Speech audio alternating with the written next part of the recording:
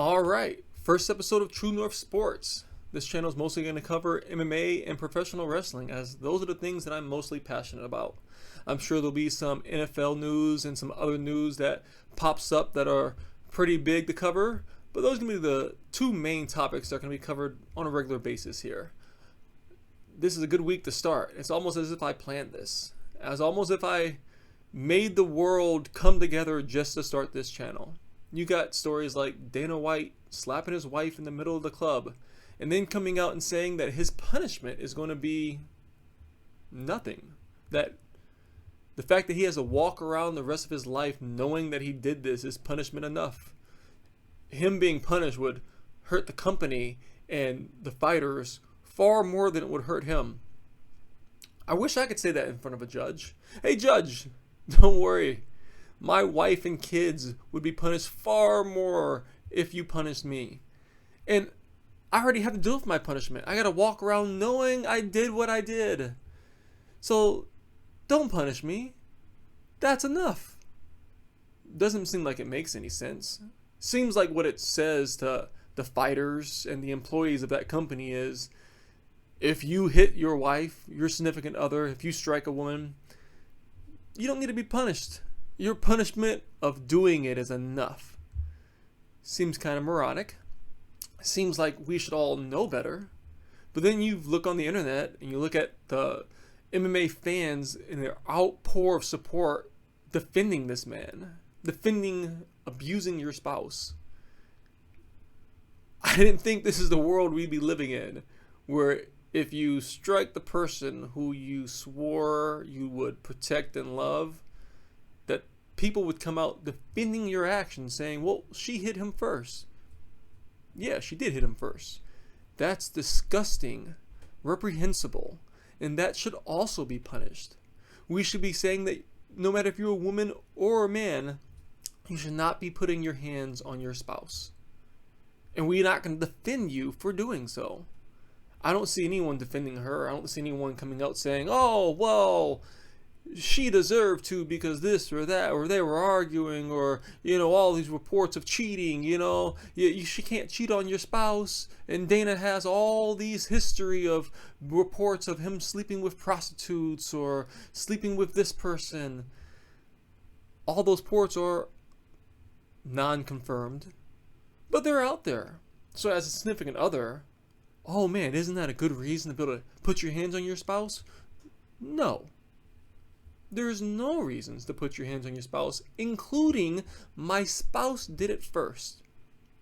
I don't even understand why anyone would be saying, yeah, that's the type of relationships we should be promoting in America. We should be saying hitting your spouse is okay because they did A, B, or C. And if they did A, B, or C, then you should be allowed to do that. And everyone else should keep their nose out of your business. Even though you run a public company, and even though you're in charge of other people, and even though how you're punished should reflect how the people who are lower than you in the company is punished. The people up top usually face a higher consequence because of the level that they are at. So if the boss is allowed to beat his spouse, slap her multiple times, get caught on camera doing so, and his punishment is nothing, then anyone below him should get less of a punishment. That's the way society is supposed to work. The higher you are, the more head up that you are, the higher your responsibility are. This is why if, say, the president does something that is reprehensible, it's far bigger news than if Terry down the block does it. Now, that doesn't mean that Terry down the block gets to do it, but Terry down the block should be seeing how other people are treated, and then he could be basing his decision based upon that. So if we say, punish Dana White as strongly as we possibly could, that's going to send a message saying, hey, what he did was wrong and reprehensible. And we as a society, we as a company endeavor, we as a publishing arm of Disney and ESPN, we are not going to accept this. And we're going to take a hard stand against it. That's not what happened, though. What happened was Nothing. Dana White gets to keep on running his company, the company that he doesn't have to run. It's not that if we take him away, his life is going to be worse or over. No, he wants to run it. It's his choice. So we should be saying, hey, the thing that you enjoy, because of what you did, you no longer get to do that thing anymore. That thing is now taking away from you. We're going to put someone else in charge who we're going to find is going to be better suited for this task.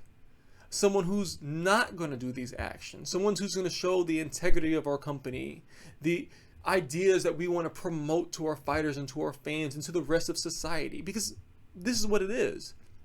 We don't live in 1023 where the only people who would know that you hit your spouse is just the people who live around your local area. No, the whole world saw this. And now we have to decide as a society, how do we punish this? What type of actions do we take? Yet people like Stephen A. Smith getting on TV saying, oh, we don't judge people at our lowest moments. What are you talking about? This is the time to say, hey, this is the worst thing that we've ever seen him do. We are not going to stand for this. We're not going to sit by and just let this happen and say, oh, well, because he's my friend or because this, it's okay. You know, it's not that bad. You know, we're going to let him deal with it himself. No, as a society, we should rise up and say, hey, we don't accept this. This is not what we are okay with. And it's really sad that my favorite sport in the world is going to be bogged down by this. The person who represents this sport is doing these actions, and the fans of this sport are standing behind him saying, we're okay with these actions. No.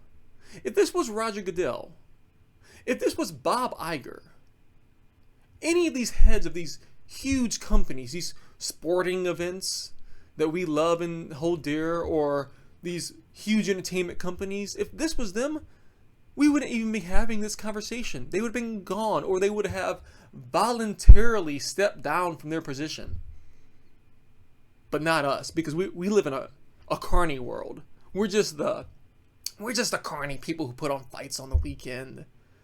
Why take us seriously? Why hold us to a higher standard? Not the carnies. The carnies get to do whatever they want.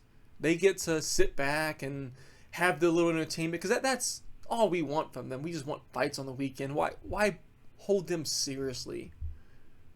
And so that's how we're going to be taken. We're going to be taken as the carny little sport. And who wants that for MMA? I mean, I don't. I want the sport to be bigger than the NFL, to be more inclusive than any other sport. We have so many things that we do well, paying female fighters pretty much the same things we pay male fighters. That is a huge step forward in the sporting world. But then we take 2 steps back when we go, okay, but abusing women, that's okay. And for anyone who doesn't think he's a wife beater, you guys should probably look up the definition of wife beater. It doesn't say that, well, if you are hit first, it's okay. No, it's hitting and abusing your spouse. What he did was wrong. And as a society and as a community in the MMA sphere, we should have come together to say, no, we do not accept this. But we didn't. And that's wrong.